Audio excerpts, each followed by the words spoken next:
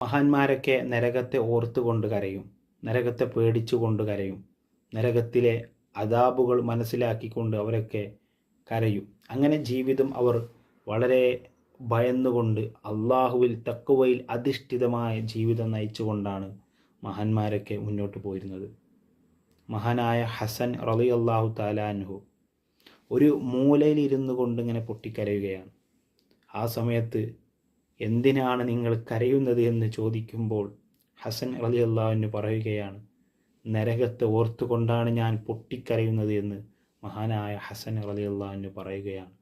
അള്ളാഹുവേ, നാരകീയ ശിക്ഷയെ തൊട്ട് ഞങ്ങളെ നീ കാക്കണേ റഹ്മാനെ, ഞങ്ങളെ എല്ലാവരെയും നീ കാത്ത് സംരക്ഷിക്കണേ അള്ളാഹുവേ, നരക ശിക്ഷ ഞങ്ങൾക്കാർക്കും തരല്ലേ റബ്ബേ.